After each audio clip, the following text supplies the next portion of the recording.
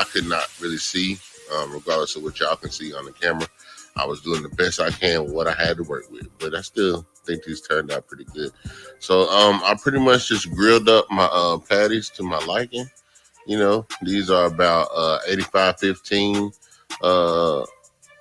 percentage fat to lean meat. And so I grilled these up to where I would like them, and then I turned down the left side of my grill. And I'm just gonna move those over and store them while I grill up my onions. These are marinated sliced onions that I marinated with a little bit of sauce and then some seasonings that I like, just so that they'll be really flavorful. I grilled these for about 10 to 12 minutes until they were pretty much soft and kind of caramelized. Now, y'all can't tell because of the light from my camera bringing out the whites and onions, but they look really good once they were done. After that, y'all, I'm just going to start putting the cheese on my burgers. So what I did was I took a patty, put Kobe Jack and American, and then I stacked another patty on top because these are going to be double cheeseburgers. And I just did the same thing for the other two because I'm making 4. And so you'll see me do that again. Boom, boom. American, Kobe Jack. Put the patties on siap, like so. And then I put another slice of American on top of those. And so that's how much cheese I'm going to be using. And then I get my bread down and on the flat top. Then I'll go ahead and take some of those caramelized onions and put it on the bottom buns, y'all. And then from there, I stack my 2 burgers on top of there. You know, if you want an extra piece of cheese, you between the top and the bottom, you can put more cheese on the bottom bun before you put the onions. But this is how I did it. I don't think it's so big a deal. I push down. I press down on each one to really flatten it to get that grilled cheese burger that I'm going for. I was just all discombobulated because, like I said, I could not see. So I was doing the best I can what I had to work with. I forgot to bring my butter out for my bun, so I'm just oiling the flat top again just to make sure that my buns get toasted with a little bit of oil instead of just being dry toasted, because I don't really too much care for that. But anyway, y'all, these still turned out pretty doggone good, even though, you know, I was fighting in the dark. But this is the final product, y'all. After I brought them in the house, y'all, we served these up with some hand-cut fries and a nice little burger sauce I made, y'all. Okay, that looks pretty damn good to me. I think he kind of burnt the burgers a little bit, but hey, that's okay. He was in a rush. I said, delicious. Try it on your own, so you'll see, and we'll see it in my bar. I don't know if y'all have seen, but I want to talk about Flavor Flav singing the national anthem. Is that what he did? He sung the. Wait a minute. Okay, but I want to see this. I want to see this. Well, what did he do then? Talking? I don't know. He had a little vibrato. What's the definition of crime? He ain't a singer. Oh, he is a rapper. I thought. I would have rather heard Lil Wayne sing. Message. Hey guys, welcome back. This is 2 of the most coolest chefs I have seen on YouTube. They're the Cannons. They are married. You know, they are having a good time. I'd like to welcome Millie Pop, Camo in the house, Paper Mario in the house. We're about to have some fun tonight. Channel, AJ, this is Danny. We a hashtag. Hashtag CCTV.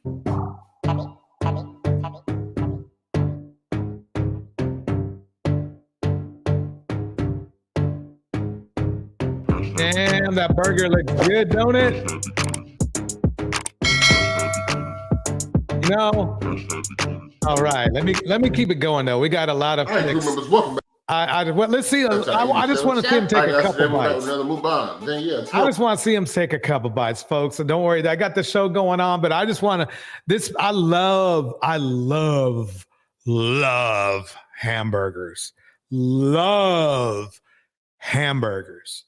What we got today, girl? Y'all, today we got a copycat Five Guys grilled cheeseburger, which I can't wait to put my teeth in. Then we got some French fries and then some good old sausage. Yes, sir. So if this is your very first time on the channel, please make sure you hit that subscribe button. Also, y'all turn on your notification bell so you be notified every single time the candy drops on the heat. For that ass. Oh, yeah. And remember to hit that like button, y'all. Smack it, hit it, like it. Hashtag grow, baby, grow. We on the road to 100K. We are almost there, y'all. This is going to be good. It's all thanks to you. So please continue to tell a friend so we can keep growing to 100K and beyond. All right, y'all. Go ahead and pray so we can get this food. Father God, in Jesus, we thank you for this food that we're about to receive, Lord. We ask that you bless it for our bodies, Lord, and let it be nourishing. Ask that you bless us for less question. All these things we ask in your son, Jesus' name. Amen. Fresca, y'all. I got an Olipop. Yeah, I'm popping. She popping today. Yeah. And my stomach be tore up. I am forced. Okay.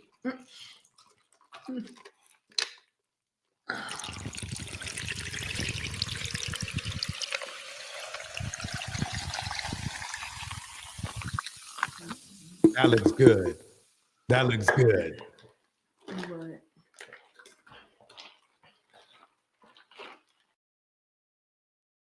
I don't think I've had this one before. I'm scared.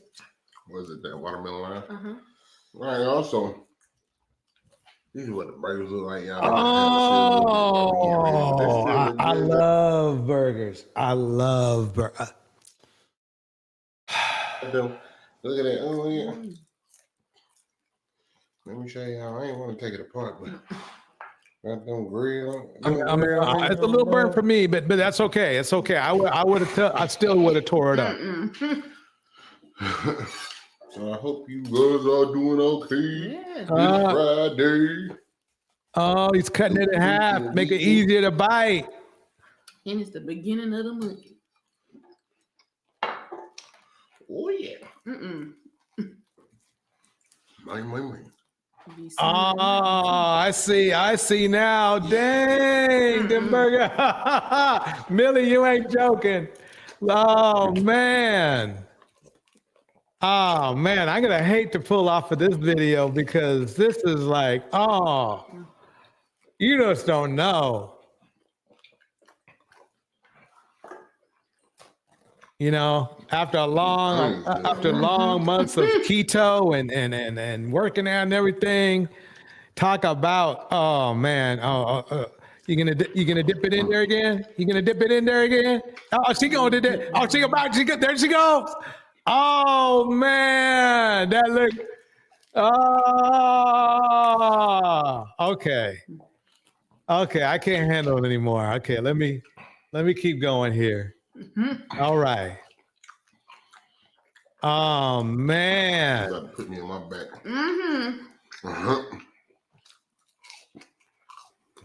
Wow. What you be saying? Somebody fell on their back. I'm trying to go to the next video. Bobby don't fell on her back. You know, God, Bobby, how we gonna get you up? Let me pause it right there. That was, oh man. So right now I want to show a positive black male figure on the screen for a minute, and then we are getting right into the live. Here we go. What's up, y'all? Josh Dobbs, honored to be in Minnesota. Introduce myself to everyone. Tremendous game, like team effort. I know obviously the circumstance that was put in was a little abnormal for a Sunday in the NFL. I hope Jaren's okay. I hope KJ's okay. I'll be excited to hear from them and make sure they're in good spirits. But tremendous team win. You know, offense, we were able to respond. I know it was a little muddy to start, but once we're able to get a rhythm, we're able to go down the field, play really good football. The guys around me, from the O-line to the receivers to the running back, did a tremendous job making plays all day, especially in big situations, some big third downs. Obviously in the red zone, the 2-minute drill, and defense did a tremendous. Positive black male figure right here. Heart never mentioned in the manosphere. Josh Dobbs. He is literally a rocket scientist. He literally has graduated. He did that a long time ago. He's a rocket scientist. That the reason why he's getting such fanfare and a big deal is that literally a week ago, he was on another team. and he had to start a game without even being able to look over the playbook, did not even get any reps in practice, went in there and rocked out, went in there and won the game. Did not make up any excuses, did not whine, did not do any red pill propaganda. He just went in there and did what he could do. Hats off to him. Way to go. Way to go, Josh Dobbs. Hopefully other black men will follow in your footsteps. But the way the manosphere is, who knows? Here we go. You're watching The Isaiah Factor, uncensored. Welcome and thank you for joining us for the second half hour of The Factor Uncensored. Tonight, we're talking about a very complicated relationship between some Black-owned businesses and their customers. Popular food critic Keith Lee's trip to Atlanta has highlighted the issues at some of the city's Black-owned restaurants. He said he walked away empty-handed after visiting the Real Milk and Honey.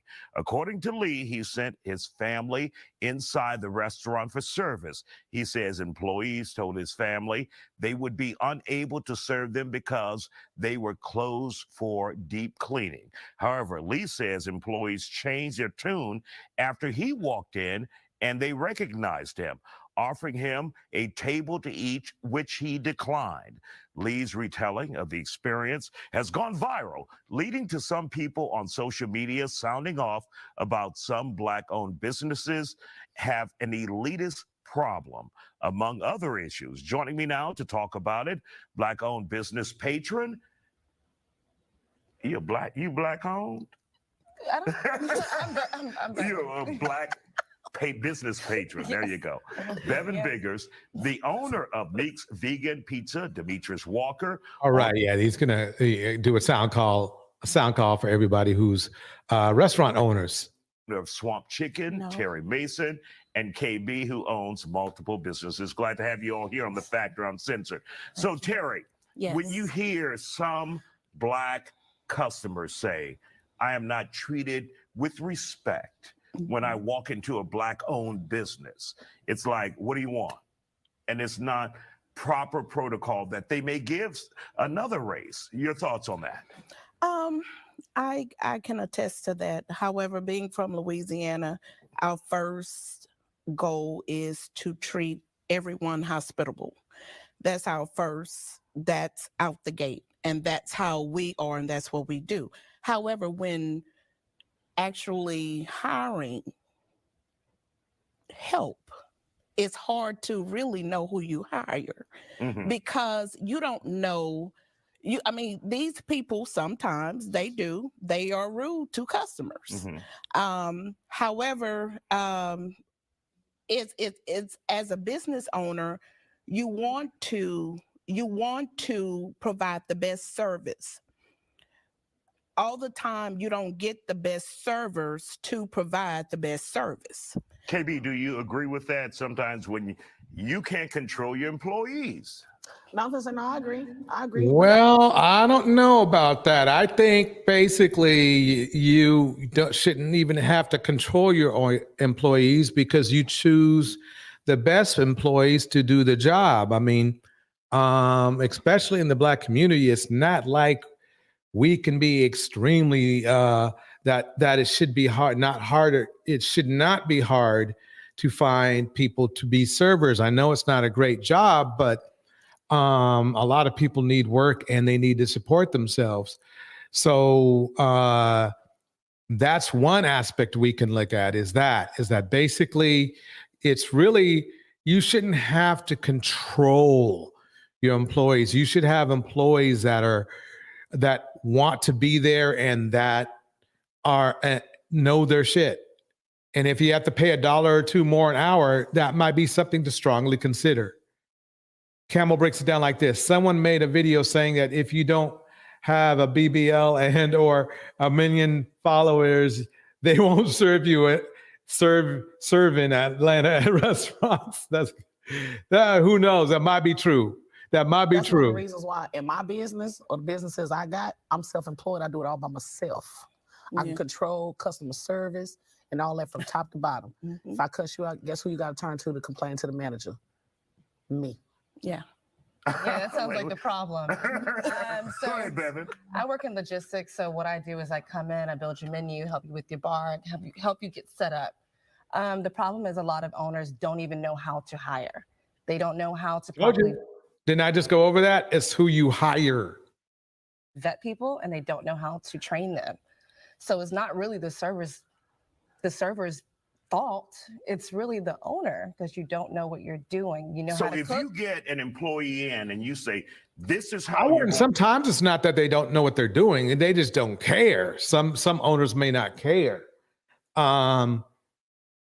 Wherever you go, more than likely, the soul food restaurant industry. If you do sell soul food, you might sell something else. It's a very niche. It's a very niche market, believe it or not, and there's not a lot of competition, even though a lot of the bigger companies, there are some non-Black owned companies that are trying to slip into that situation, believe it or not. And that will be very bad if we don't get it together and get on the one, because, we will lose that business.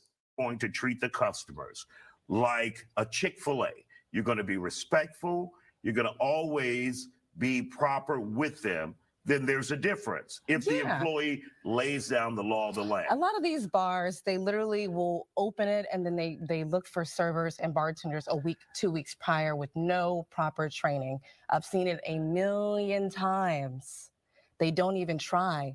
They see the margins of how much money you can make from a bar or a restaurant, and they're like, "Oh, I want to open a bar because I'm going to be wealthy." Throwing bodies at it. Basically, I've seen it Demetrius, a let's million hear from you times. as a business owner of Vegan Pizza. Tell us about that. Yeah, I think it's really important. I make sure that my employees know that mood and food, there's a reason why those two words are so similar, because, your mood is going to affect how you feel about the food. And so it's really, really critical that we give everybody an A+ experience when they walk through the door. I don't care if it's Beyonce or whether it's Ray Ray. Right. We need to make sure that everybody is satisfied with their experience, because the food is going to taste better when you feel better about your experience. He said Ray Ray. Ipra Yoga breaks it down like this. It's not soul food in Atlanta. It's the brunch spots. Got it. For every customer though, sometimes they come in like these 2023 customers, okay? Absolutely. These not the 1999 Millennials. customers. These people today have a high level. Gen X. No, they have a high level of sense of entitlement. So when you come, see, I run parking lots in the club area. So either way, whatever energy and attitude you give, and guess who giving it back? Baby, park that car, give me your money, and get in the club. You come around that corner drunk, that is not my fault. I'm going to give you what you give. Now, for restaurants and stuff, I can completely understand. But if you come in with an attitude and I'm giving you everything I can from top to bottom, and you complain about everything, baby, customer ain't always right at the end of the day. I'm going to give you my best foot forward. We're going to put our best food forward. But if your attitude suck walking in this door, baby, kick rocks. Next time, just pick it up to go. And that's why a lot of Black businesses don't last, because they have that attitude. Right. And that's why people feel like they can come in there and act however. You act however, and it reflects on your customers. Yes, it does. I go to a lot of restaurants, so many restaurants, and there's a big difference in my experience, my Black experience versus going to other restaurants. There's a big difference. Number one, Black restaurants and bars, why do you cost so much? Why am I spending 3 times as much for one drink versus somewhere else and it's a better quality cocktail or dish? I'm getting the same meal at every. I don't know. I mean, well, I can't say anything because I don't drink alcohol when I eat soul food. I just don't. So, but the drinks, the soft drinks are the same price. The lemonade's the same price. It might be a little bit more, but I mean, some of these places, these burger joints and some, it's like $8 for a shake. I kid you not. So I don't see where this argument right here is coming from. Black restaurant. You don't even switch it up. You don't even try. It's all the same stuff. Go ahead, Terry. I live in Let's a hear- loop. Yeah, let's but hear from Terry. I can beg to differ on that because I've gone to Steak 48 and I've gone to other restaurants around I think that sometimes our the mental of we are going to expect more from a Caucasian or different restaurant versus a Black restaurant, because we have people, we're not fast food. None of our restaurants, we're not fast food. They sit down, we have servers, we have a bar. They want fast service. But if they wait, Camo breaks it down like this: the soul food restaurant prices do be out of control, and unfortunately, it's believe it or not, it's because I believe as a culture, we need to really get our food supply chain on point. We have plenty of farmers out there that would appreciate our business if well, I don't have a restaurant, but we would appreciate a Black business's business for food. So we need to seek out these and get a supply chain, because the problem is that a lot of other farmers or places where people get the food from can be quite pricey and expensive, especially when most Black restaurants are smaller restaurants. They're not giant. So you don't get the same price break because you're not buying as much material from these places. So basically, that's why the prices are higher in a soul food restaurant, at least in my opinion. 30 minutes, they're angry. But if you wait in the parking lot at Whataburger for 30 minutes, and it's fine. It's fine. All right. She's right, though. There is some double standard going on. Let's hear from you really quick. Well, I just want to say, I think, we do have room for improvement. And I think, Keith Lee highlighted the fact that we do have plenty of room for improvement as Black-owned businesses and Black-owned restaurants. And, I think this puts the pressure on us. We have to do better, and our community deserves better. Can I say one more thing? Really quick. This is my experience in the South. I used to work in hospitality in the East Coast, and it was not like that. This is a Southern problem. Not just a Black problem, a Southern Black problem? Southern. I did not have this issue. Damn, she's rough. She's right in some ways, but she's really going in. On the East Coast. All right. Thank you guys for joining us here on The Factor. KB, you got Here we go. Damn. Big Black nigga. Welcome, Urbanista. Welcome, Miss RV. So what you do, welcome, man? I be dancing. Camo and Kittens and Caskets. Welcome, Eat, Pray, Yoga. Welcome, Indiana Mom. Welcome, Millie Pop. Welcome, Paper Mario. Let's do this.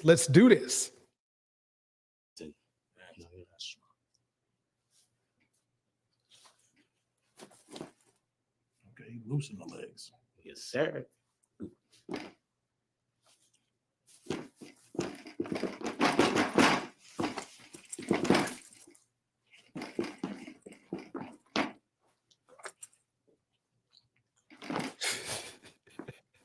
Appreciate you, man.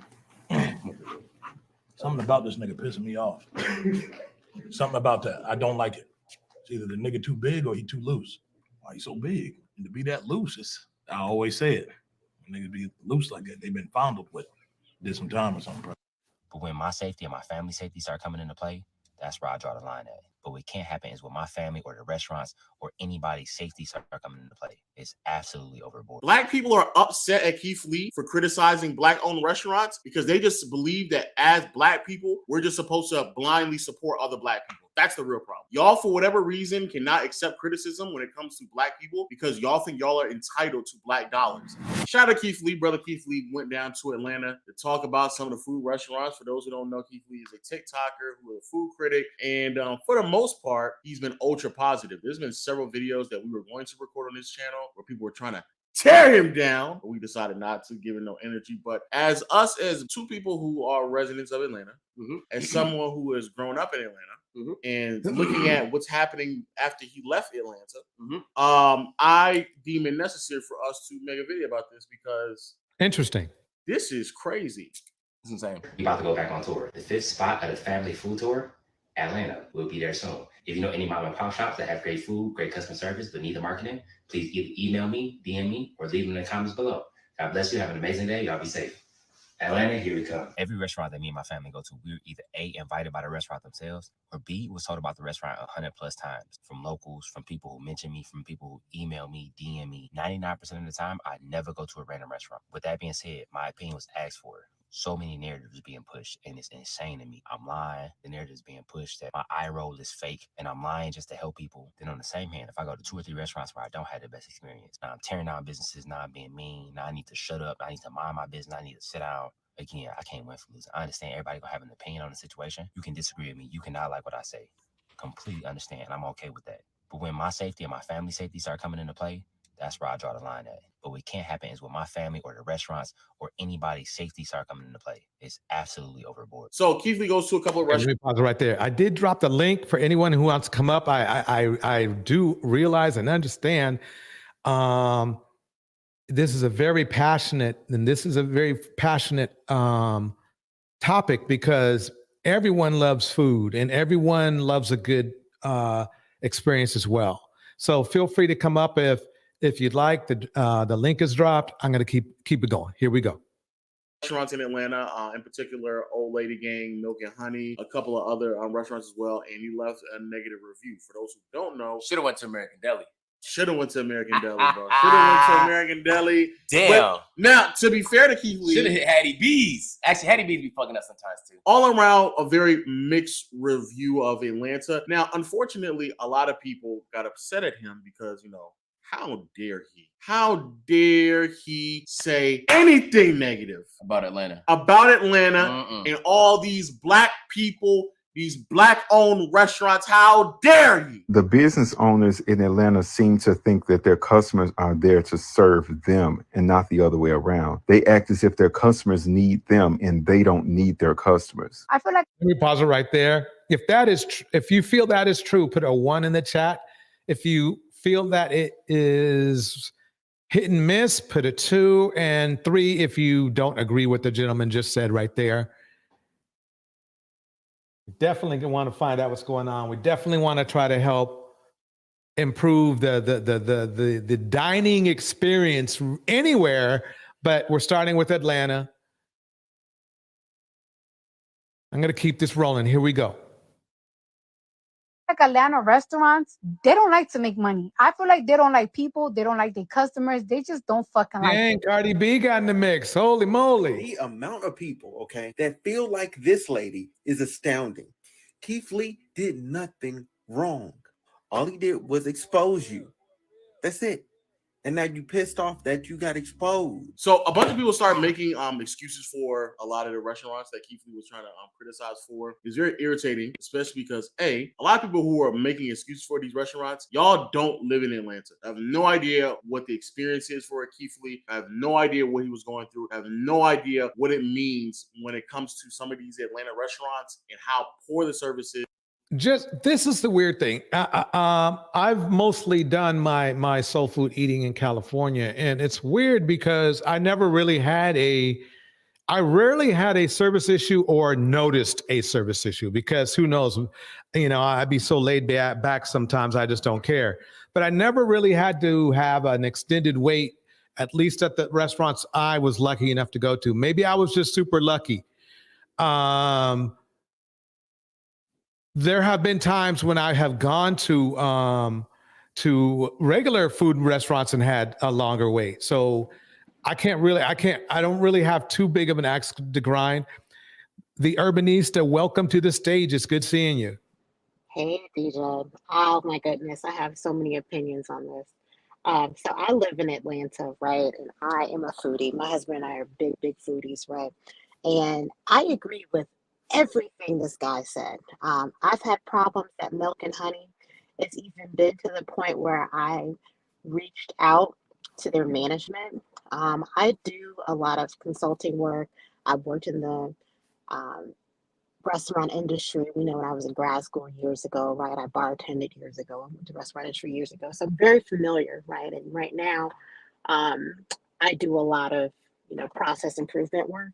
Mm-hmm. So I sent a letter to the owners of Milk and Honey because I'm like, okay, this is a Black-owned business.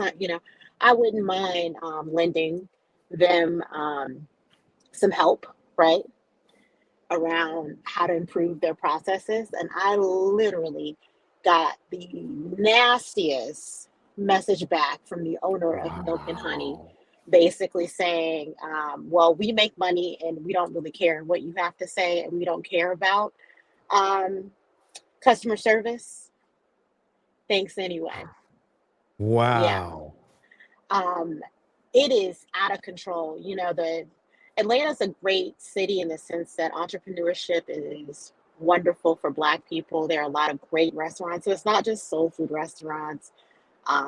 There are all types of restaurants that Black people own in Atlanta. However, the restaurant industry in Atlanta for Black-owned restaurants has really gotten out of control when it comes to, I agree, pricing, when it comes to the quality of the food, and the atmosphere as well too, in comparison to other restaurants. And Atlanta is a very foodie city, so there are a lot of restaurants that are not necessarily chain restaurants, right? And they do very well in Atlanta. And these Black restaurants tend to do very well because, again, Atlanta has that culture of going out, right? And people supporting these restaurants.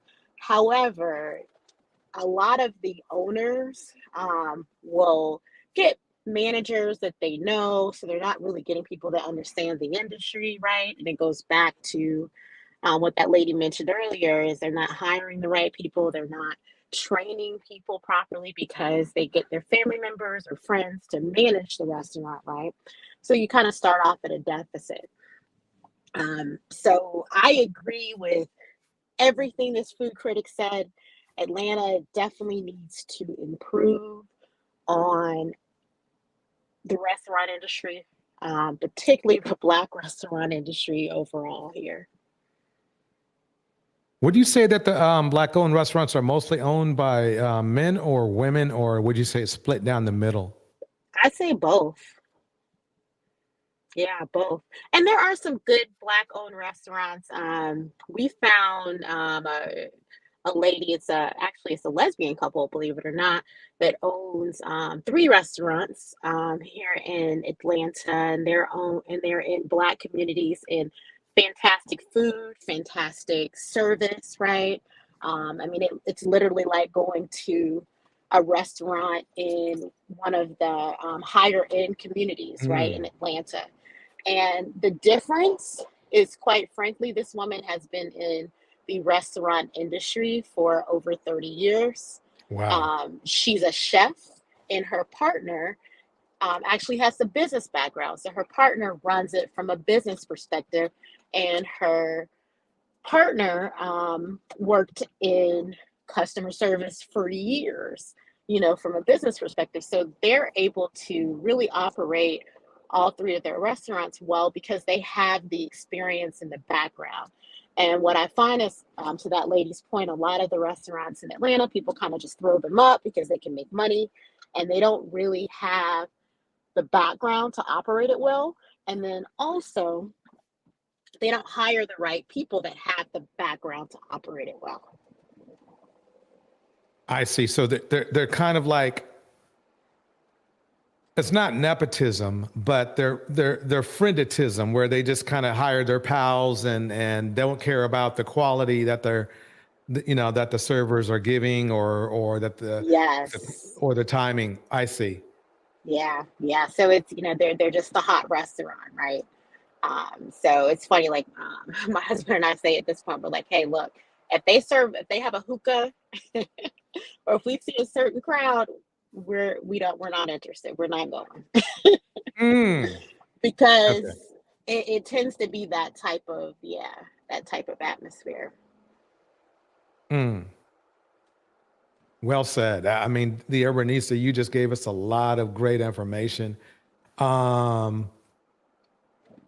Do you have any advice on restaurants someone should look out for in Atlanta or Yes. avoid? So I do. So a restaurant that I think people should support. It's called Aretha's on the Point. It's a new restaurant in Southwest Atlanta. This is the restaurant I mentioned, earlier that the chef owns. She has 3 restaurants. Twisted Souls, one of her other restaurants, very, very good. I highly recommend those restaurants. I didn't like Candy's restaurant personally, but I just didn't like the quality, right? Okay. At the steak restaurant, right, that she has Blaze. The other restaurant, it's okay. It's hit or miss. It's okay. The Old Lady Gang restaurant.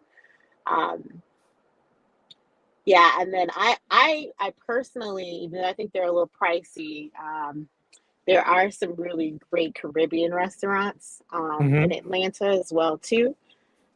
So one of my favorites that I really enjoy, and I think they're actually a chain now because I think they have quite a few of them now, is Spice. But again, they can be a little pricey, but I think the service has been pretty consistent there as well too. So I would recommend Spice.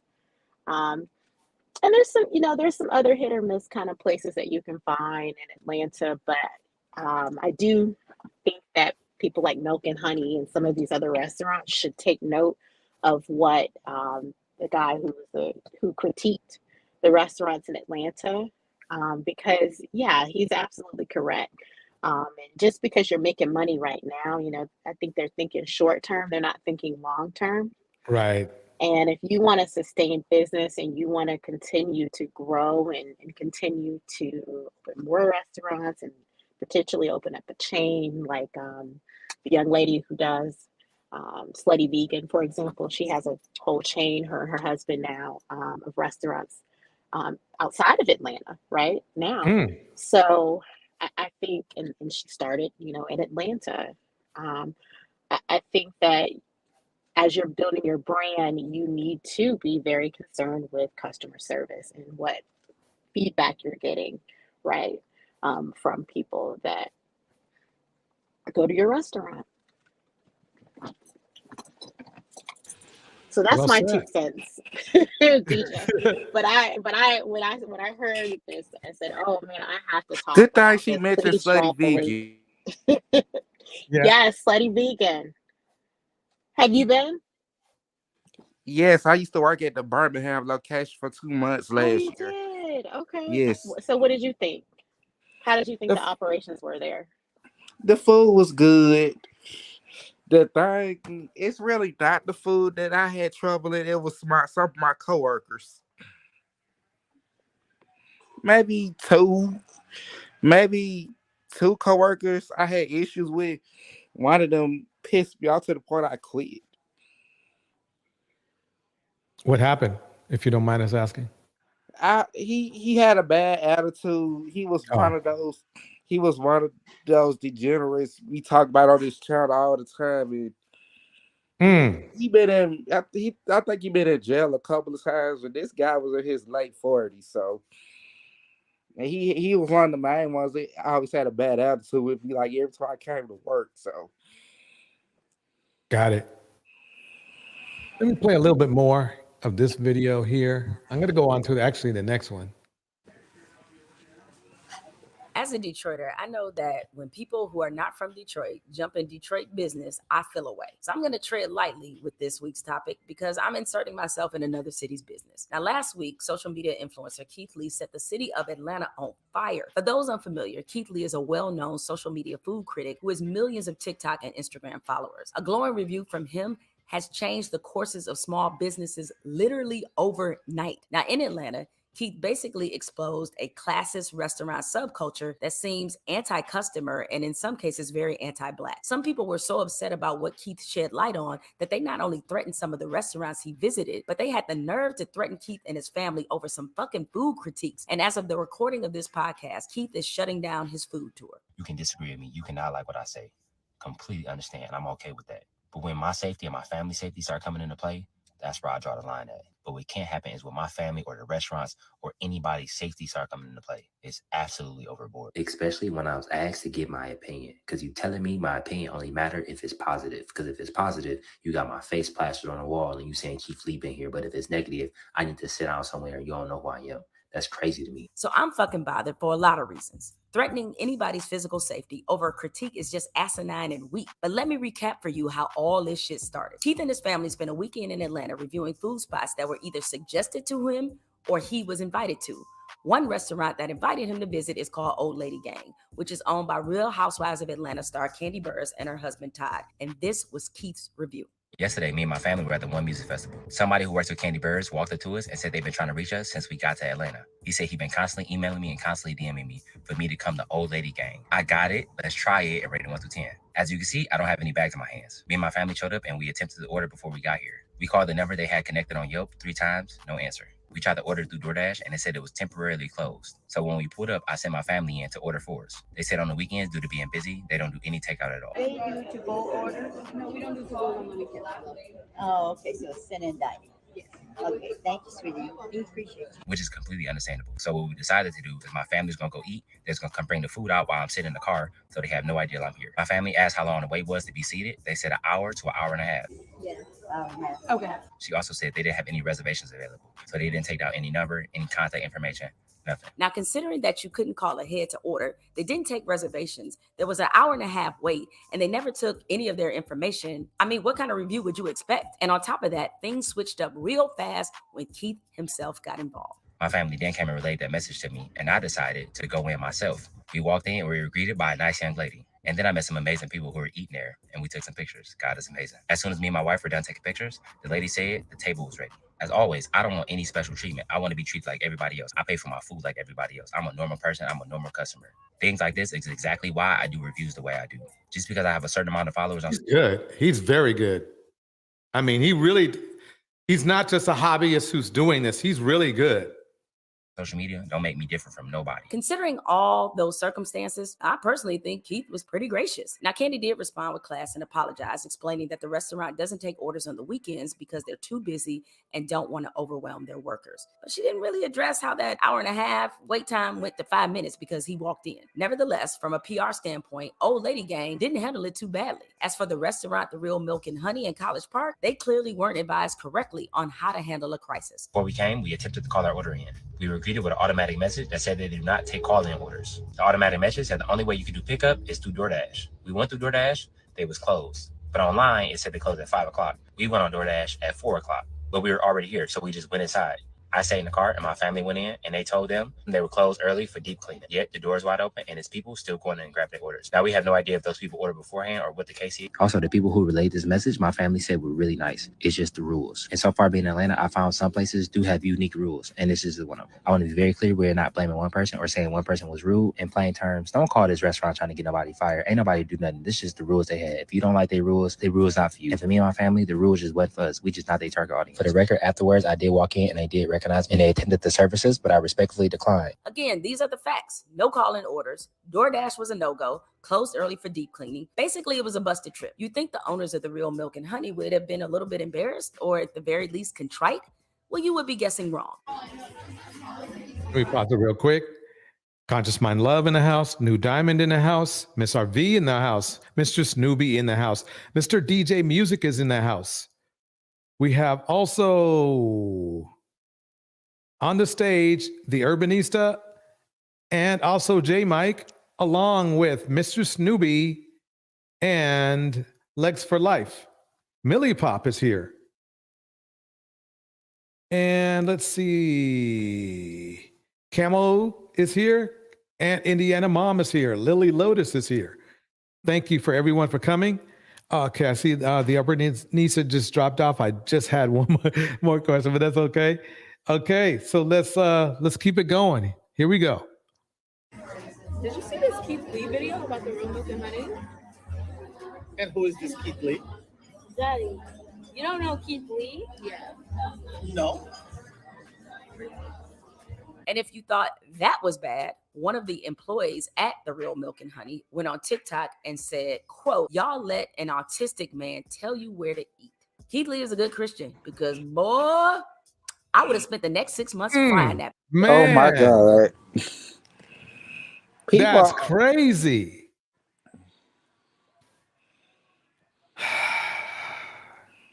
Place. But by all accounts, Keith is a good brother who in all of his videos goes out of his way to give these businesses a break, even though some of them clearly don't deserve one. He makes sure to also instruct his followers not to call these places and try to get folks fired or to take his experience as gospel. Let me be clear. All of his experiences weren't bad in Atlanta, but after his experiences went viral, it touched off wide-ranging conversations and debates about Black businesses, Black customers, what our expectations are of each other, and this trend where Black restaurants in Atlanta, though I think some of this happens in other major cities like DC and Houston and Miami, but how these places basically brought club culture to the restaurant industry. Here's what some of the folks from Atlanta had to say about Keith Lee's experiences. I'm so glad that Keith Lee is talking about these Atlanta restaurants because there's a reason why I don't go out to a lot of restaurants here. Story time. So this past week, I went to a restaurant for my friend's birthday.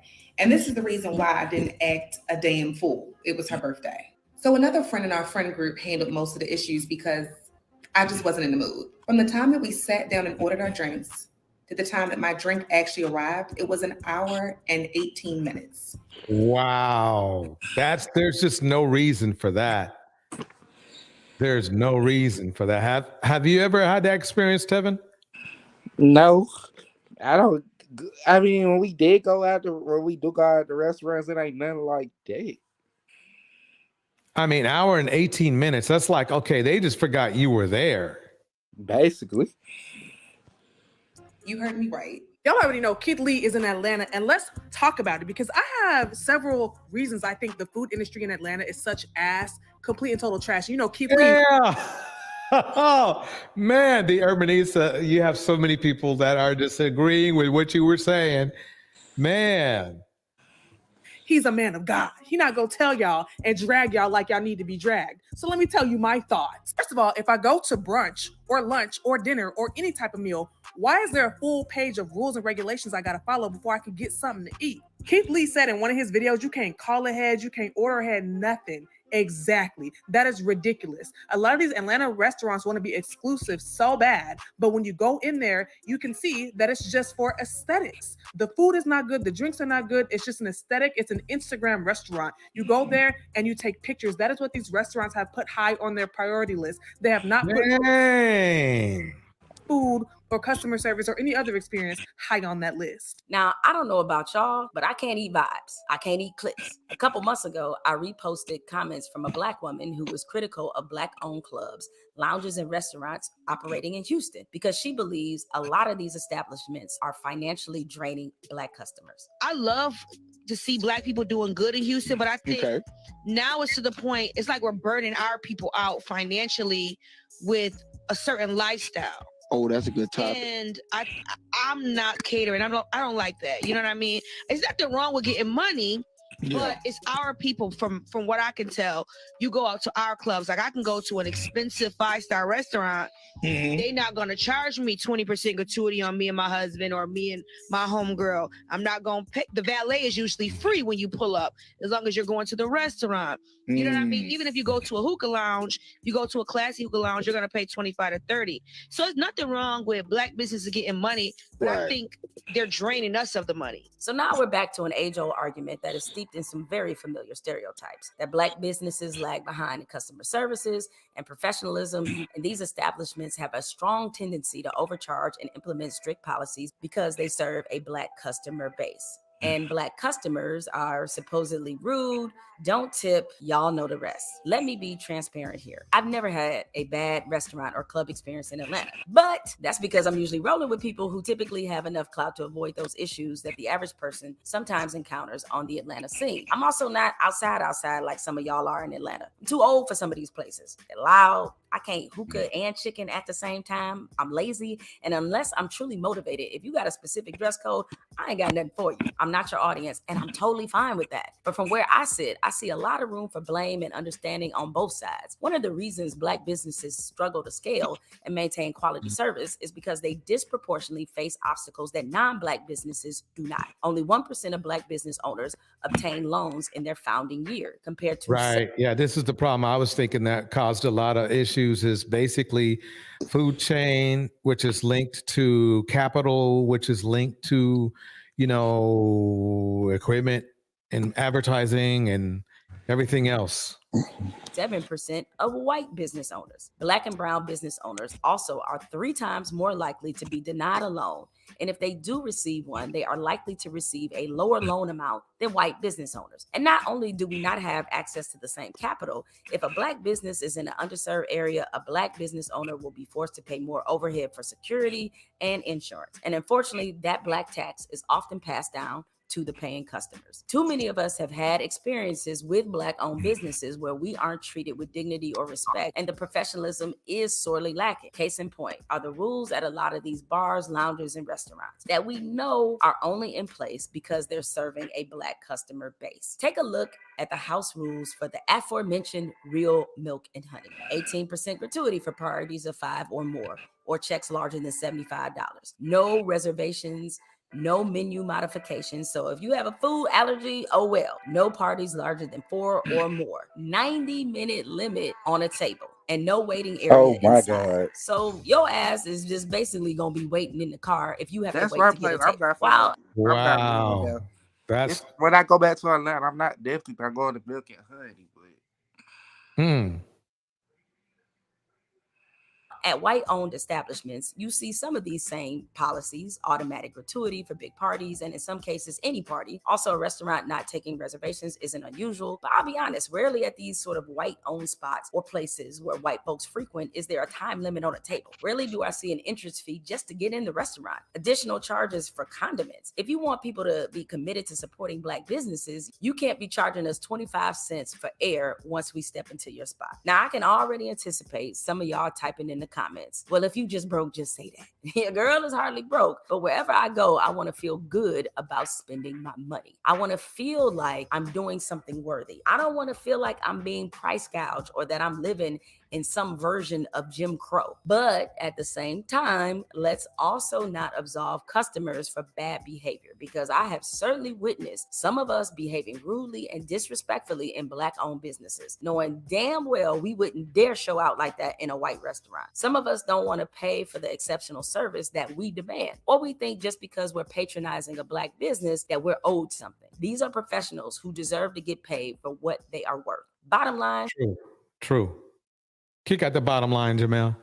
there's room for improvement by both customers and business owners. There's also some room for some grace. Somehow we have to get out of this habit of thinking the worst and expecting the worst from one another, and having that show up in how we do business with each other. As for Atlanta, it sounds like a lot of y'all restaurants need to course correct, because you're rapidly losing the people who desperately want to find ways to support you. I also don't believe this is just an Atlanta problem. However, in the meantime, if y'all want to still give some celebrity some special treatment, like hook a sister up when she is coming through, I ain't Keith Lee. I don't want to wait an hour. Stay unbothered. Did you know TikTok legend Keith Lee is an MMA fighter? Even with his TikTok account taken off, Keith Lee plans on fighting at least once or twice this Yes. year. Keith His brother Lee Kevin Lee with was in the MMA. UFC and might fight Jake Paul. Wait, let's see. Let's see what this is. Wait, hold on. Let me go back. Lee was in the UFC and might fight Jake Paul in a few months. The reason Keith made a TikTok account in the first place was because he suffers from social anxiety, and he hoped making TikTok videos would help make him more comfortable for his MMA interviews. His food reviews have raised hundreds of thousands of dollars in just a few days, which has saved some restaurants from closing down. Just remember, it's a Let me pause right here. Did you see how this young brother is working? He is working on his weakness. This is a situation where a lot of men, especially in the manosphere, don't do. He knows he has a social weakness, and he dived right in to trying to fix that problem himself. He has social anxiety. which is a real thing. But what he did was he said, hey, you know, let me go out here and try to fix the problem instead of complaining about elements that you cannot control. That was real cool. That I'm already starting to like the brother even more. He to me, he seems to be doing a good job. Like to welcome Melanated Vessel in the house, London Turner in the house, Kittens and Caskets in the house, Bridget Mouton in the house, Miss RV in the house. Let's keep it going. A 2.5-hour wait, but if anybody in their party has a BBL, get them sat immediately. Question, what if it's a bad BBL? This is Atlanta. All BBLs matter. Now, we're not doing any call-ins or to-go orders, all right? Valet, what's the price? $40 cash, $50 card. Very nice. Okay, so remember, there's a $5 surcharge. Hey, yo, Mike, for... Tell me why boy just pull up to the host stand and talk about how long is the wait. I'm like, boy, you got on some off-brand jeans. Welcome, Chaos Rain Show. You ain't got no bust down, no rolling, no nothing. What? You got him out of here, right? Hell yeah. Then everybody start talking about, oh, it's Keith Lee. I'm like, I don't care who he is, with your family or whatever. Ain't none of y'all got no BBL. How about sit y'all? No. Hey, then they gonna say, it's hot outside. Can I get some water? I said, boy, if you don't take your ass to the quick trial, what you think this is? Cheesecake? I quit. Ain't you the owner? I quit. Here's how one TikTok video destroyed the food industry this week. Oh, In this the is video a on clip June right here. 7th, Wait, let me the pause wildly this for a famous second. TikTok food critic Keith Lee broke the news that Jersey Mike's will be offering 25. Wait, let me pause this. Okay, this is crazy. This is crazy, and this is not his fault. He can't help it that he's this famous. Here we $5 go. off of any order, $12 or more. Now, right from the get-go here, the math ain't mathin'. Now, looking at Keith Lee's page, it's rare to find any posts that get under 2 million views. This announcement sent DoorDashers into a spiral. Hundreds of thousands of orders simultaneously coming into Jersey Mike's stores across the country. The traffic caused the DoorDash app to crash. Videos emerged of Jersey Mike's stores being flooded with order tickets. Then people were waiting over an hour for a sub. Some employees were literally quitting. And we even had this employee telling people to cancel their order and go to Wendy's. If y'all want to cancel the order, go to Wendy's or something. I don't blame y'all for real. As a result of all of this, Keith Lee deleted the video, Jersey Mike's ended the promotion early, and DoorDash was left in shambles. If you want free food and cheaper promo codes, just download this app and we'll get them for you. Me and my family are in Atlanta, and currently we're at the Real Milk and Honey. I got it. Let's try it and rate it 1 to 10. As you can see, I don't have any bag in my hands. We're at the Real Milk and Honey on Main Street. And Okay, here we go. Milk and honey, everybody. But that was crazy. Not even the power of a chain store could hang. He must be very popular. College Park. Before we came, we attempted to call our order in. We were greeted with an automatic message that said they do not take call-in orders. The automatic message said the only way you can do pickup is through DoorDash. We went through DoorDash, they was closed. But online, it said they closed at 5 o'clock. We went on DoorDash at 4 o'clock, but we were already here, so we just went inside.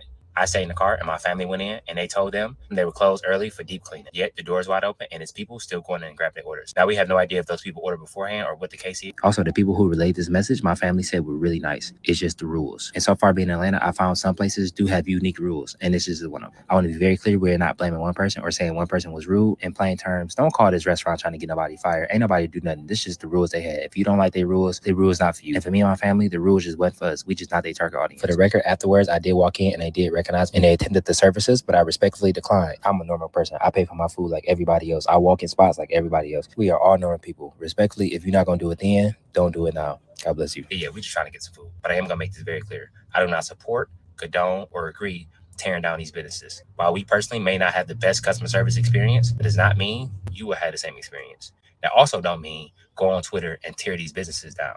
At the end of the day, business owners are people. You never know what people are going through. The only reason I'm even making this is to share my authentic and real experience like I always do. I don't mean no harm. I don't have no malicious intent, but I always say I'm going to be 100% honest. And that comes with the good and the not so good. You don't know what nobody going through. So what we can't do is just judge off of somebody else's experience. If you like to go to these places or any other place that I've been to, I encourage you to go try it for yourself and make your own opinion. But we still in Atlanta and we on Main Street and it's a bunch of spots here. So we're going to go to a different spot. God bless you. Have an amazing day. Y'all be safe. First off, I never heard of the Real Milk and Honey before. So this is my first time hearing about them too. Keith Lee has Atlanta in shambles right now. I'm talking about as soon as he touched down in the A, that's all that's been talked about on TikTok. That's all that's been talked about. And he's really shedding light on a lot of these rules and a lot of these things that Atlanta business owners have been doing to their customers. And I just seen another video, I'm gonna put it in, of Keith Lee standing up for another customer because they found out, because the lady was sitting outside of her car for the longest waiting for a table. And Keith Lee pulls up, and the owner was like, found out that it was Keith Lee and was gonna let him sit in front of the girl, and the girl been sitting there for the longest waiting to be served, to order her food. I'm gonna put the clip in right now.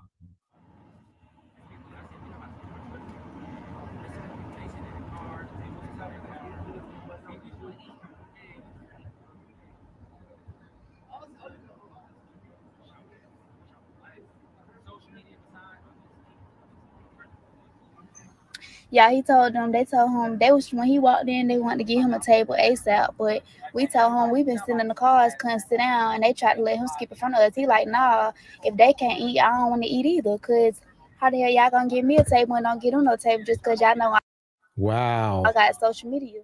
Listen, first off, I never heard of the Real Milk and Honey before, so this is my first time hearing about them too.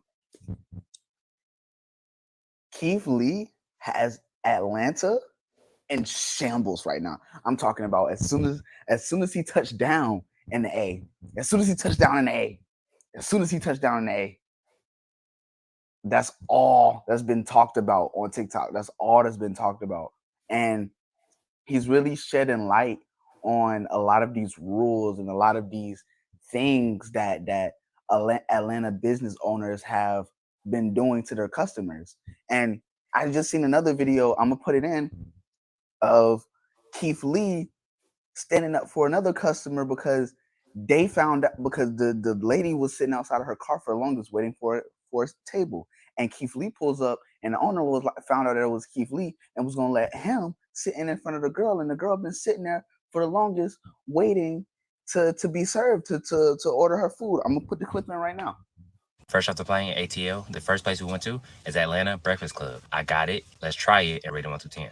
We spent $144.60. But granted, we got food for 5 adults and 2 kids. The customer service was interesting. While the people were nice, the rules they had set were very unique to me. We initially tried to do takeout, but when we came in, they said we couldn't sit down and there was no space at the bar for us to stand. So we had to stand outside to order our food. And then we decided we just gonna dine in. But 2 people in our party stepped out for a second because, again, we fresh off the plane, so everybody's trying to get situated. The waitress, again, she was nice, but she told us she couldn't take any orders or she couldn't do anything until everybody sat down. No water, no coffee, no drink orders, no nothing. She also said, wow, that's crazy. They can only do 1 order and there's no add-ons. Like, if you want to add on afterwards, it's a wrap. 1 order for the whole table. She wouldn't even explain the menu to us. But again, she was very nice. I just understand that those are their rules. Oh my God. The Urbanista breaks it down like this. Yeah, some of these places charge a flat 20% gratuity, but are not giving it to the employees. That's what bothers me. That's what, oh man. Unique to me, but it is what it is. I'm just happy that Keith Lee is the voice to what a lot of people in Atlanta who go through these things with these businesses, like he's the voice for those people. You know what I'm saying? These restaurants, I don't like the audacity of these restaurants. Like they're being really inconsiderate and inconvenient for the customer, which is not okay at all, because these people at the end of the day don't have to eat there. Like they don't have to eat at your restaurant. You know what I'm saying? If everyone decided one day, oh, we don't want to eat here no more, you're going out of business. You see what I'm saying? Like the video with the video with the girl, for instance, how they were gonna let Keith Lee skip the line, and she been sitting there waiting on the table for the longest. That's not okay. Like, yeah, let me pause right there for 1 second. Urbanista brought up a very good point. Believe it or not, this is 100%. Believe it or not, there was some restaurants around here. I can't remember which one, but they got in hot water because they were keeping, I think it was something like an Applebee's or something, but they were getting in hot water because they weren't even giving the tips to the employees. And believe it or not, I think even Amazon had a situation like that, where you pay a tip, to get your food, or if you wanted to, and they were taking the money and keeping it. They were taking the money and keeping it. So it's not just this is just not limited to Black businesses, but I would say to greedy businesses for sure, because you have the chef, you have the employees who work there for minimum. That's the only thing they have to look forward to is a gratuity. And then you want to take that away too? That's the problem. That's a problem. I mean, that's a big problem. And Bridget says, as if they were the only place for people to spend their money. Yeah, it's gonna, that's the one thing that happens is a lot of businesses, they start driving people away from them. Inconsistent quality in food, bad policies, inconsistent hours, the whole bit. Melanated Kitten replies to Melanated saying this: Melanated, it's sauce making the Chinese carry it out in DC. I heard it's okay in Chicago too. It's really good. It's addicting. And then I heard it's in Chicago too. And then the Urbanista breaks it down like this: yeah, because most are cashless these days. Yep. Man, here we go. At the end of the day, Keith Lee is a regular person, right? Lil Baby is a regular person, right? Future is a regular person. But if Future, Lil Baby walk into your establishment, it don't matter who's waiting. You see what I'm saying? If they want to eat, they're going to eat now. They're going to get the best customer service, and they're going to get the freshest food, whatever they want, add-ons, whatever. You know what I'm saying? Those rules, it's crazy how certain rules don't apply to certain people because of their status. That's not okay, especially when it comes to restaurants. I feel like with restaurants, you need to treat every customer with the same amount of respect and the same amount of urgency. You see what I'm saying? Like, I get it gets really busy, and I get that people have to wait, but these businesses they're just rude. And I support Black businesses 100%. Like, I support anything Black. You see what I'm saying? Because I love to see my people win. But yeah, me too, to a point. As long as it doesn't cause me great detriment, I'm down. I don't like to see my people treat their own people like crud, and that's not okay. And Keith Lee is shining light on that. Now, is he intentionally trying to get these businesses shut down and canceled? Of course not. You see what I'm saying? Is he being negative and bashing these companies? Of course not. Because at the end of the day, his whole platform, his whole personality is being positive and trying to put establishments on to more audiences and bigger. I mean, think about it like this. Remember those on TV things where they would go and try to fix people's bar? There was like a bar show, and then a restaurant show where that guy who was high tempered and stuff.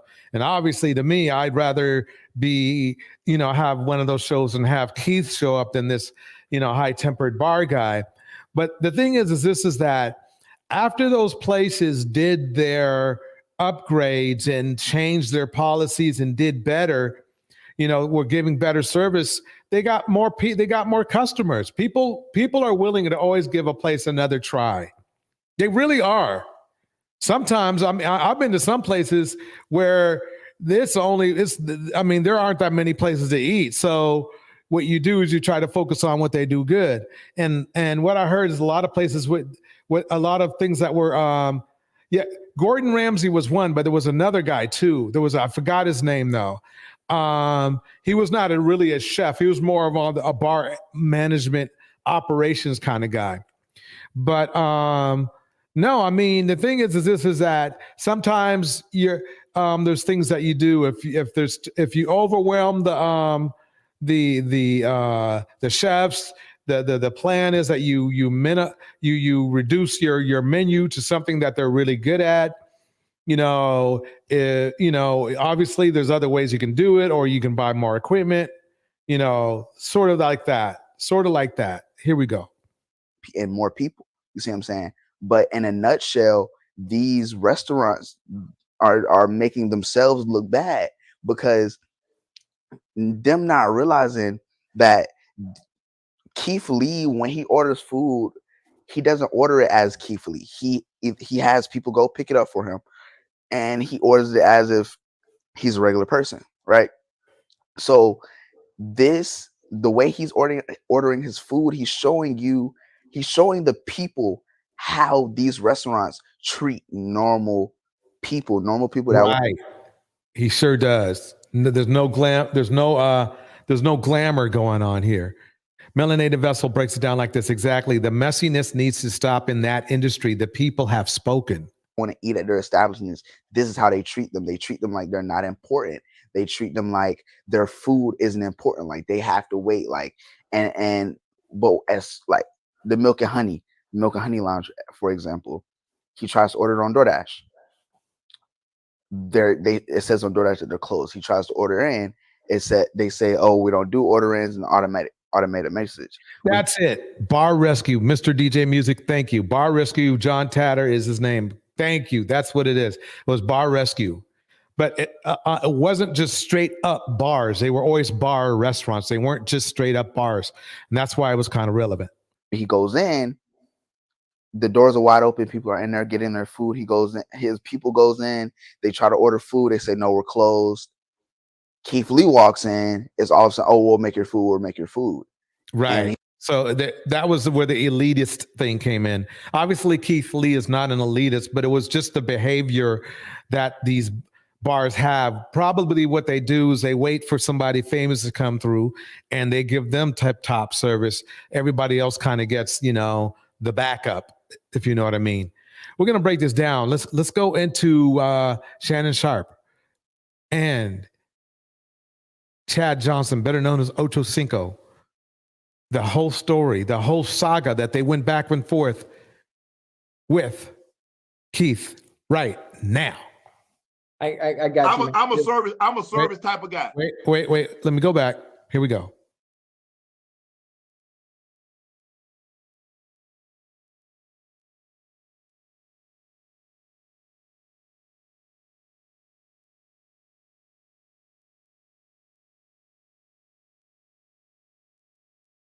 Like I said, I don't have a problem tipping.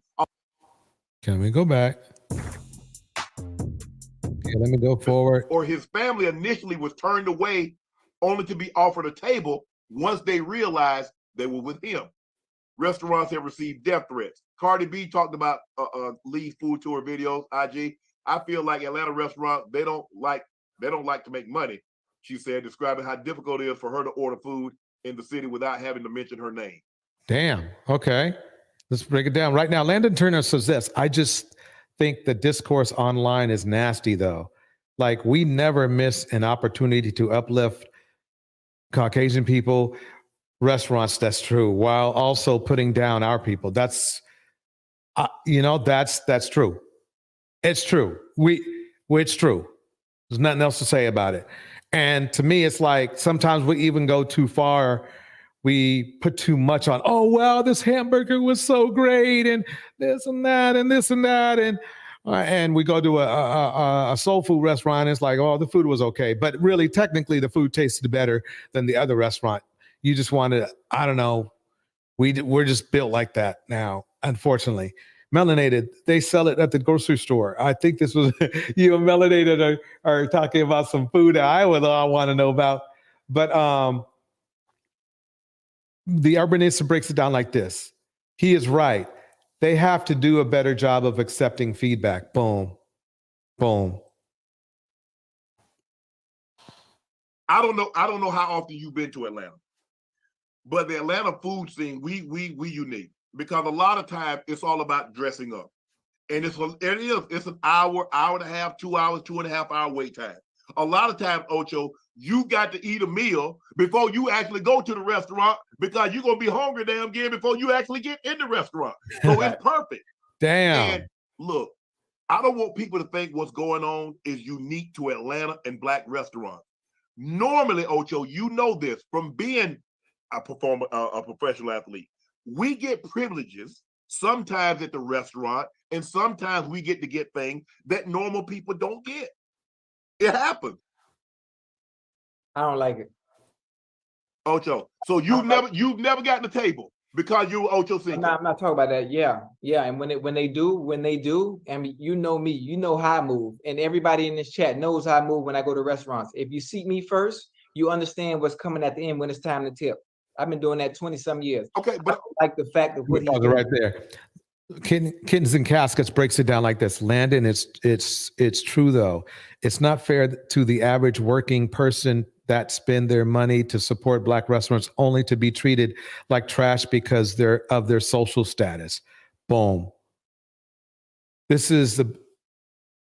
This is it. Barbecue in Stone Mountain has great food. Has great food, great service. The closer you get to the hood, the worse the service and food. Yeah, unfortunately, I've had, believe it or not, I've had great service in the hood. Great food. I've had them in like great service myself, but I understand everybody's plight is not the same as mine. Ocho, I don't like it. I don't like the critiquing of our restaurants and having people and talking bad about our goddamn businesses and like, dude, you know how hard it is, and I get it, Ocho, for us to even get in the food industry and to have our own restaurant and so. Ocho, like, what are we doing? Don't ask me to come to your house and then ask me what I think about it without asking me to give you my honest opinion. Nobody asked. Nobody asked for that. Nobody asked for that. A lot of these people, listen, a lot of these restaurants do DM him, ask him to come. But he wants to go on. A lot of times he wants to go unannounced and give people. That's what he is. He's a food critic. He's turned himself into a food critic. It's okay. Are we turning himself into resume? What are the qualifications of being a food critic? Go to a restaurant and do you like the food? Did you like the customer service? What was it like? Yes. What was the wait time like? That's all you got to do. How about go do that at Maestro's? Go do that shit at Chris Roof. Go do it at Poppy Steak. Go do it at fucking Zuma. Go do it at goddamn whatever the fucking rest of them goddamn 5-star restaurants that everybody. Go do it at that.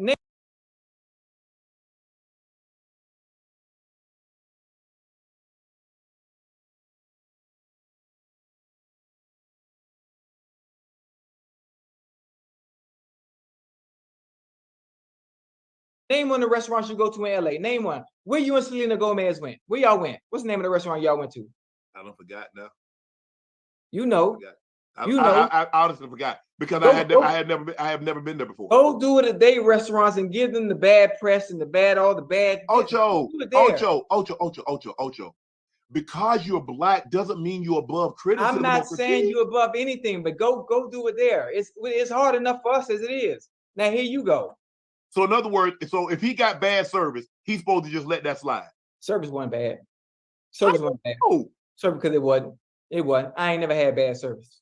And even if the service was bad, they might be having a bad day because some of the goddamn idiots they don't have to deal with. Ocho, honestly, in the customer service business, you can't have a bad day. Because think about what you just said. Customer service. Do you know what it's like dealing with some of these people? You shouldn't get in that business. Do not get into the customer service business if you can be easily perturbed by having a bad day. Well, sometimes you need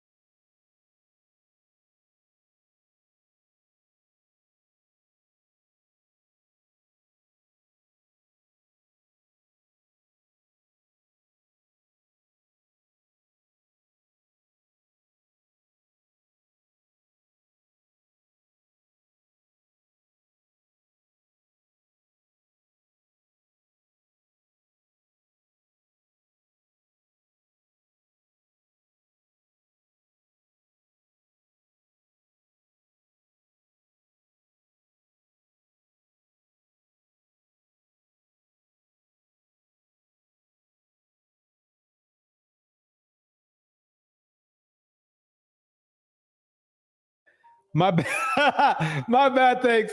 Thanks, Camel. Okay, I was in. Let me start over again. What I was trying to say is this. I have had some amazing service at inner city restaurants. I went to one. I can still taste the I forgot what is that? I'll just call it a pie. It was a pie, right? And it tasted better than any pie I had anywhere else. The only reason that I don't go there now is because I'm 600 miles away from it.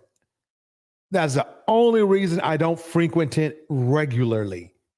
It blew away every restaurant or any other bakery I know about. That's how good it was. It was in the hood, deep in the hood. It was just a walk-in spot. But all they focused in on was, pies, cakes, donuts. Oh, let me calm down. The food was amazing. So I do understand, and I see, and I know that there's an issue in many Black communities when it comes to food service. But I'll tell you, there's been some knockouts too. Camel breaks it down like this, and I agree with it. Chad was making the argument as what it was his qualifications, and this is the key. Camel breaks it like you don't need to be a certified chef to critique your experience at a restaurant. The BC want you to lie, and keep everything a secret to save face. Exactly that. Melanated Vessel says, people are spending their hard-earned money, though. Gordon Ramsay is not a nice person in general. Boom. We know. Wow, I can't believe I agree with Shannon Sharp. Yeah. I think you're on mute. Thanks, thanks, Lynette. Lynette, you guessed correctly. Yeah, everybody. Sorry about the mute button. I sometimes I be missing it.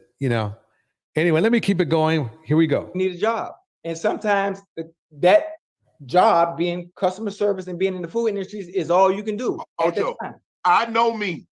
I can't be in the customer service business because I'm easily irritated. I don't like hey, I ordered this and they mess up the order. Okay, I get that, Ocho, but you have to understand, people are paying their hard-earned money. So I have the right. If I like the service, I'm going to say I like the service. Now, me, I don't go, look, Ocho, you know what? In this business, what I've been in, Ocho, I've been very fortunate. I've met a lot of high-profile people. Yeah. And one of the first things people ask me is what he or she is like. And you know what I tell them? I can only tell you through my experience. Yeah. I don't know what they'll be like to you. I don't know what they're like to him. I don't know what they're like to someone else. I can just tell you what they're like to me. When I go to a restaurant, my experience at that restaurant might be different than yours. It might be different than Jordan's. It might be different than Malika's. But I can just tell you from my experience, it was unbelievable. Or no, it wasn't very good. The people weren't courteous. The service was lacking. The food was cold. It took me a long time to get seated. It took me a long time for the server to come back and take my order. That's my experience. Right. You might go there and have a totally different experience. Listen, I hear what you're saying, and I'm gonna agree to disagree. Okay. I like to leave my mark on all restaurants I go to, regardless of what it is. I am more about being the positive influence.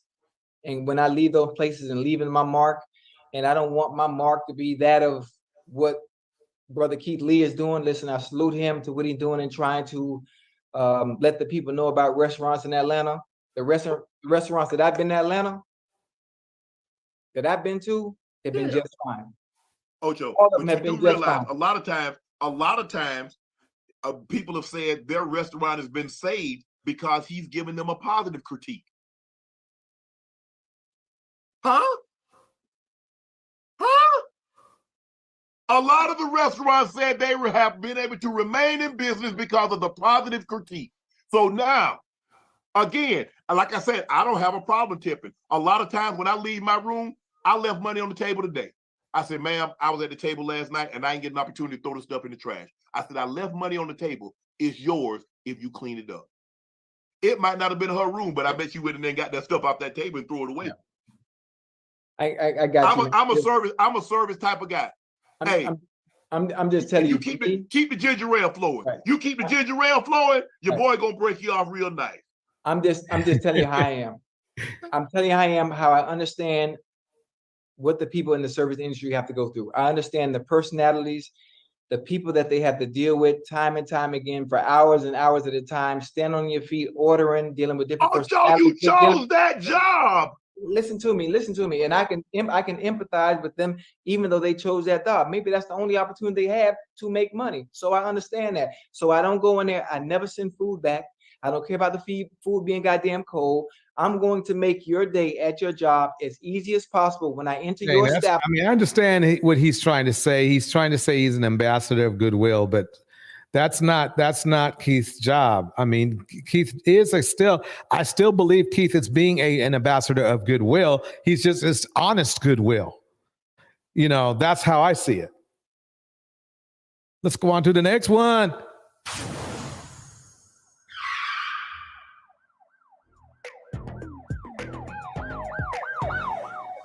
Uh-oh. You're going to get me for that beat, aren't you? That's between me and YouTube. I gotta mute it. I gotta wait. Okay. Okay, here we go. Let me pause it there. Turn this on. To us and said they've been trying to reach us since we got to Atlanta. He said he's been constantly emailing me and constantly DMing me for me to come to Old Lady Gang. Hey guys. Be sure to like, comment, and subscribe. Yeah. Hey y'all.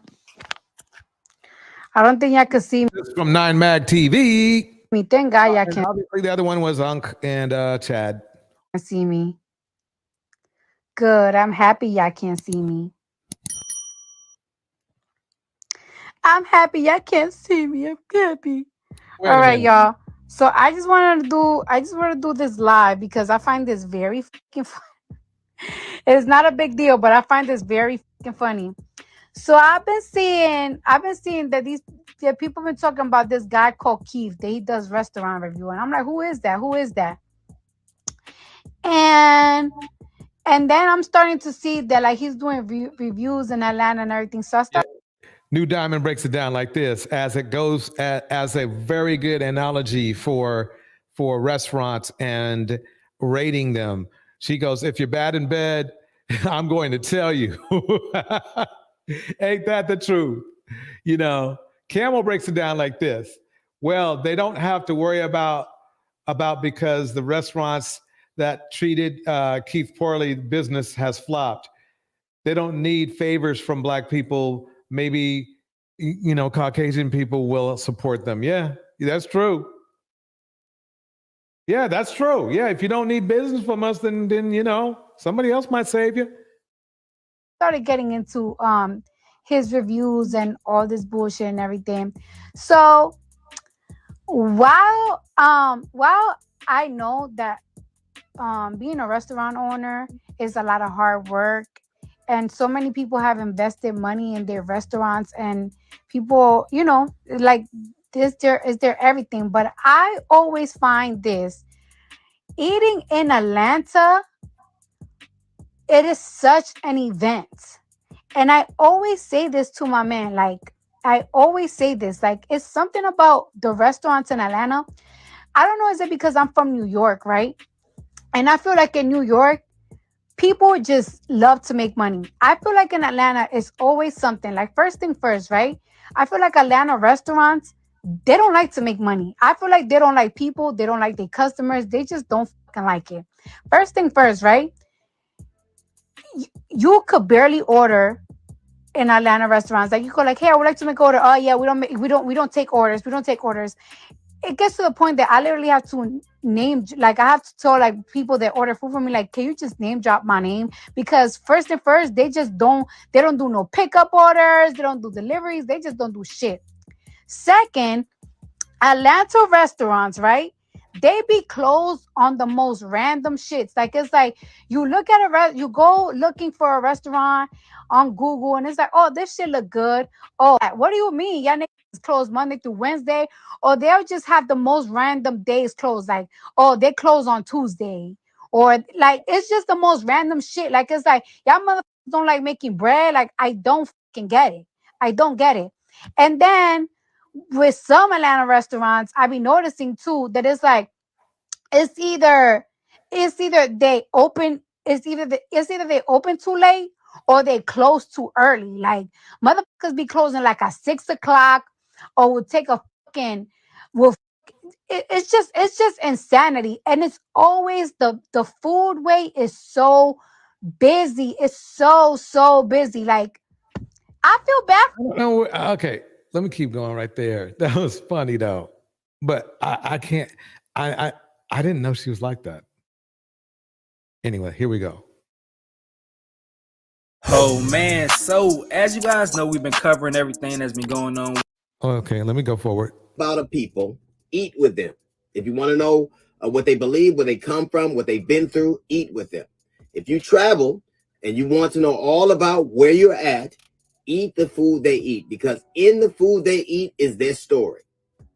It is better than history books. It is better than people telling you. Eat what they eat, and you will find out most of what you need to know about people. I remember when I was growing up, I had two aunts, and they're both gone now. One of my aunt would make me this hot spaghetti. Every time I would come over, she would give me the spaghetti. Everybody hated it, but I loved it. My other aunt, every holiday, every birthday, she would make me a lemon cake. And it was all for me. And she knew that I loved it. Now, oftentimes we say they put their foot in it. What they did was put love in it. It was love. When my mother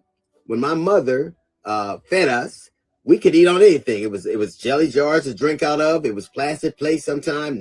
Nothing matched. But she served us that way. But if she had somebody that was important that was coming over, you had to break out the good china, which wasn't really all that good, but it was better than what we ate, because she wanted those people to know how she felt about them. And that is how restaurants are. Restaurants are my favorite restaurants, whether we're talking about Pig and Cow in New York, or we're talking about Marcel's in Atlanta, or Harold and Bale's in Los Angeles. One of my favorite things about those places is when I walk in, I get the sense they welcome me there. They welcome me there. Not only the way what they serve, but how they serve me. It's an invitation to come back. They know your name. They know what you drank. They know when they saw you last time. It is a warm experience. I think that the dining experience got heightened when we couldn't do it. Remember during the quarantine, how you missed going out and having dinner? Because it is a communal thing. If you want to know about a people, eat what they eat. And if you want to know how they feel about you, look how they serve you. That's a good point. That's a good point. But that's the hints of the problem. New Diamond breaks it down like this. We never as collective strive for excellence. It shows how most are as humans. Most of us are as humans, never grow. Always okay with barely making it, doing it, half-assing around your whole life. It shows up in your business. That is very true. Very true. Point, a young TikTok who is a food critic, goes all around the country. It also shows up in relationships too. And I think it's bright. First off, a 20-something-year-old dude who's so enterprising, he makes a need for something that doesn't even exist. I think it's dope anyway. But he goes to these places, and apparently he went to some restaurants in Atlanta, and the service wasn't up to par to him. And a lot of people got offended. The thing about us, it's a generational thing. We're used to going to soul food places where the screen is half off, the menus are sticky, the service is terrible, but the food was good. This younger generation is different. They will stop working at a job they feel doesn't treat them right. They will take mental health days. They will do what it is. If you don't treat them the way they think they should be treated, they will not patronize you. And that's the way it is. Because the way that you serve people, the way you interact with them, the way you do things, either is an invitation or it's off-putting. So if you open a restaurant, it's not just about serving people food and giving them food when you're ready for them to have it. It is about the totality of that experience. It's about how I feel about the way they're serving me and what they're serving me. And that's just as important as anything else. If you want to know how people feel about you, look at what they serve you and the way they do it. Is it on time? Is it hot? Do they do it with a smile? Do they welcome me back? If they don't do that, then that is something that our generation is used to for some kind of restaurant. We're used to it. They are not. And if you're opening a restaurant right now, which is the kind of linchpin of the service industry, you got to understand. People have all kinds of choices right now. They eat all kinds of things. These younger people are doing things we never did before. They can go get sushi out of a grocery store. They don't have to go anywhere. And wherever they go, they want to be treated a certain way. There's an old movie. It was called Field of Dreams. And in the movie, it said, if you build it, they will come. Just like service, just like food, just like restaurants. That's a little note from the GED section. Got the Jazz Report coming up in 15 minutes. It is the D.L. Hughley Show. We're back with Chad. Here we go.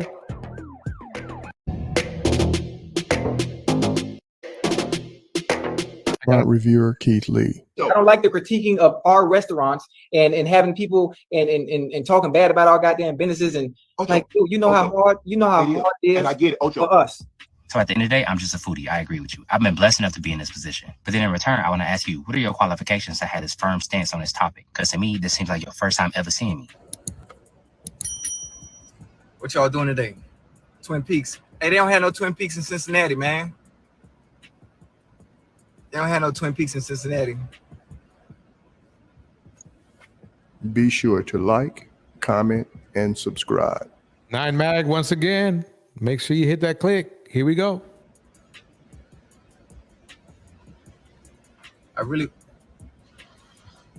What's my thoughts on everything? It depends on what you're talking about. I don't know if we're on the same page or not. Okay, you do know what I'm talking about. I don't know. Hey, baby.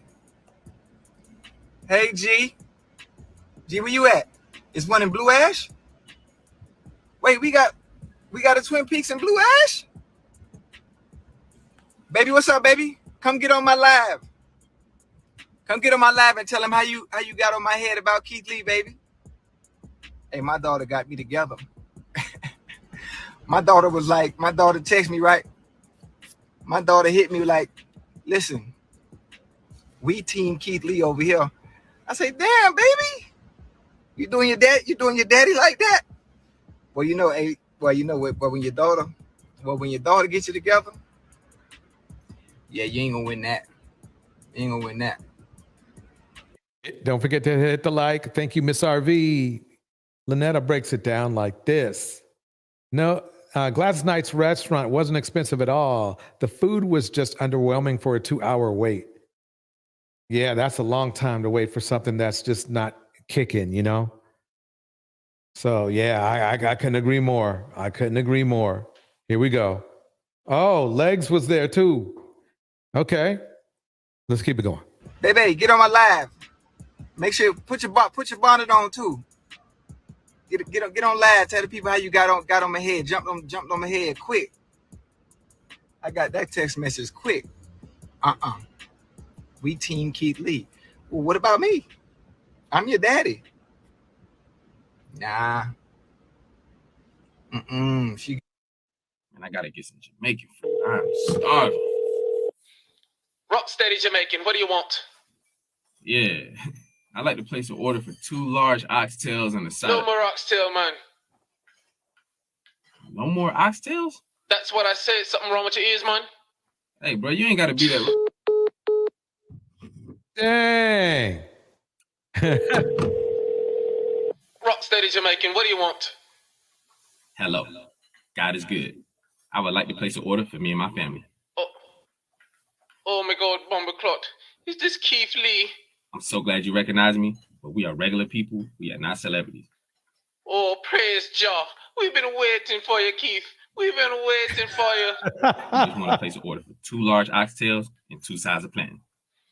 Of course you can. I'm going to make it fresh. We're going to put extra gravy on your oxtail. It's going to be the best you ever had. The best. As I said before, we are regular people. We are not celebrities. We want to be treated like everybody else. But if you're going to throw that extra gravy on there, oh my God, go ahead and do your thing. Praise Jah. Praise Jah. Oh my God. Bumbleclot. Bumbleclot. Bumbleclot. Oh man, so Ocho Cinco had a long weekend, bro. A long weekend after chastising Keith Lee for his food reviews, and then Keith Lee had a response, and not only did he have to hear from Keith, his daughter got into his ear as well. Hey, Keith Lee got me together though, man. He got me together though. Hey, he ate you up. I ain't gonna lie. yeah, he did. hey, that was a good one. He ate me up buffet style. He got me. That was a good one. Nigga, the wordplay is phenomenal. That's not as adorable. She just had, she just had that kind of that bubbly vibe to her. Super calm. Yeah, super calm. But he crazy. Anybody talk like that and be nice and calm? Yeah, he crazy. Yeah, he crazy. He crazy. Oh, that was a nice. Hey, listen, that was a nice little read though. That was a nice little read. Yeah, that was a nice little read. I appreciate that. I love you. He did what he had to do. Somebody said he worked you like a shift. I'm crying. Stick shift. That's okay, man. Matter of fact, I'm back on the show. I'm back on the show tomorrow. I know. I'm on there with Unc tomorrow. So we gonna address it tomorrow. I'll be too. We gonna address it tomorrow. Yeah, I was having some fun. What is your retort to what Keith Lee had to say? I like his response. His response was really good. It was really good. Listen, the wordplay and the delivery in which he responded in such a refreshing, respectful way. There's really nothing you can say. And the funny thing about it is the way it was edited. Because one of the things I spoke on him about maybe the negativity of some of the critiques, but after my research and after my daughter getting on me and me doing my homework after the fact, I was like, yeah, that's what the problem is. You don't wait till you flunk the class and then start doing homework. You do homework so you don't flunk. Hold on now. Let me finish now. He doing some goddamn good, phenomenal goddamn work. Some beautiful work. Hey, listen. Matter of fact, listen. Obviously I apologize, but I'm team Keith Lee too now. Matter of fact, when he do food reviews, I'm going too. Oh, yeah, I'm going too. Yeah, matter of fact, I'm gonna change my last name to Ocho Lee. That's how. Yeah. New Diamond breaks it down like this. Camel says, why is he wearing sunglasses? And then New Diamond says, he's so country, looks goofy as, F. You're not Ray Charles. Ocho Lee. How many people in our live right now? How many we got? We got 17,000. Yeah. The last time I seen a man backpedal like this, I was in the league. That was prime time. Hey, listen, but what? I can see you did play corner when you was young. I told you I played corner. Turn your hips and get up out of there. Yeah, but listen to me. Listen to me now. Now I did have a few. You listen to me?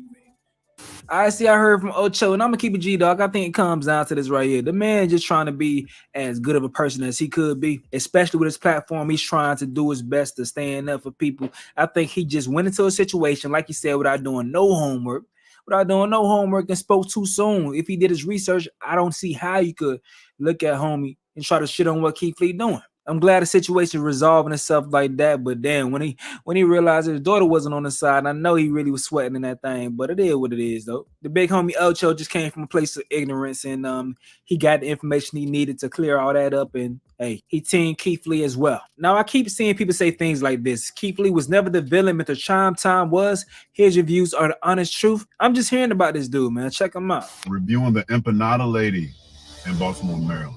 Well, I was in the mood for empanada, and this restaurant was highly requested, so I figured I'd stop by and check them out. Let's see what they hitting on. This is called a pork nada.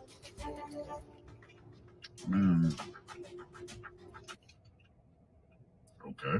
So this one has shredded pork loin, sauteed fresh herbs, peppers, and onions, seasoned in a house blend with cheese. So I'm not sure if they didn't give me enough pork or what, but the only thing I can taste in this motherfucker is cheese. Oh, I'll take that back. I do taste the pork, and it does have a nice flavor to it, y'all. These empanadas, well, it's a tad bit overcooked, which is kind of taken away from the whole experience. But I guess this is the crab empanada. Man, this is bull. So this one has jumbo lump crab meat seasoned in the house blend with peppers, onions, and cheese. Is there a fair amount? Okay, so he's definitely giving. He seems to be very good too. A little bit more laid back. Very interesting. Very interesting. Let's finish up this live with a little bit of a change here. Here we go. Where are you from? I'm from London. Okay, I can hear it. Of So course. what do you travel? Yeah, I travel a lot, although I'm restricted from going to the States at the moment. But you know, that's neither here nor there. It's not for you If you're restricted, you know what that means. to fly over here, right? Wait, why is that? Why can't you come to America? Or just legal issues, man. I'll be honest, just legal issues. But let's Legal issues. Okay, we've heard about that. soon be out the way. But it's nothing for you to come to the UK, right? Hey, we might need to know what those issues are to decide if we can. Yeah, what's going on? What's going on? What's the legal issue? Are we really going there? Yeah, we gotta decide. I gotta decide if we can send Whitney to you. Put it this way: it's non-violent. It's money stuff. Okay. It's not that serious. That's a very small part of my life and my character. Have been committing a series of crimes throughout Bikini Bottom.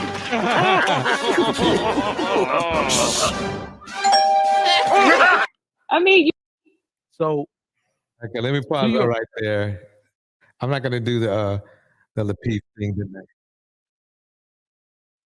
Wait. I want to show you guys this video I made. See how you guys like it. I just made it today. You know, this is about the Jeezy thing. Thought I'd finish off with this. Here we go. What's going on with Jeezy? Here we go. Y'all, people can't be that stupid. Please tell me people are not so stupid as be buying this BS that Jeezy, known colorist, known texturist, known F-boy is out here pushing. Y'all, if you don't know, Jeezy is doing a tell-all interview with Nia Long. Now, he's giving us a preview of it, y'all. And you know what is so disappointing? People is eating this mess up right and left. Now, listen, they don't got anything to do with Jeannie Mai, because we don't even need to talk about Jeannie. We can talk about the Black women that Jeezy has used, exploited, abandoned, and the children he barely fathers. But through all that, all it took was for him to literally do an interview with Miss Nia Long, which might I say, people are saying that Jeezy is dating Nia Long. If it is, I have some thoughts on that too. Oh my God. Well, Because Nia Long, I can't. Where do we start? There's so much to start. Where do we start? Okay, let's start with the basics, right? Let's start with the basics. Jeezy's doing a tell-all with Nia Long. The one sentence he wanted us to hear is this. Let me see if I can play it for y'all. Just listen to this mess, this BS. Hold on, turn the sound up. We're about to discuss. Hold on, let's get this going. A few moments later. Where are we at? When you say that, What does it mean? me too. I want to see getting rights. Uh-huh. I think it's really Yeah. important for Black men Yeah. to have these conversations. Times when we're the most sisters. I'm a great man. I'm a great person. He said, it's time when we are at our lowest that we need our Black sisters.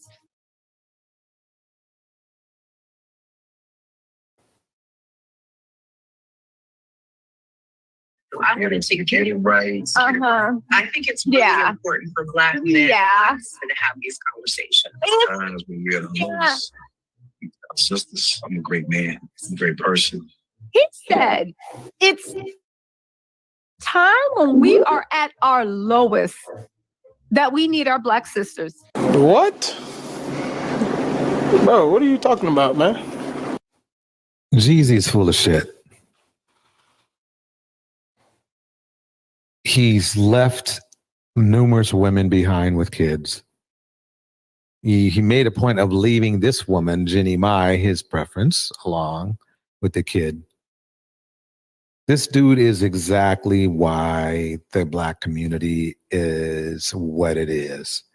The fact that he had the nerve to say, and I'm going to let Tisa tell us.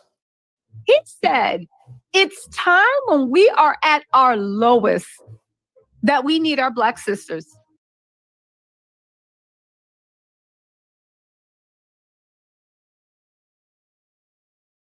So basically, what he's saying is that y'all are supposed to pick him up when he's down, though he already spit on you.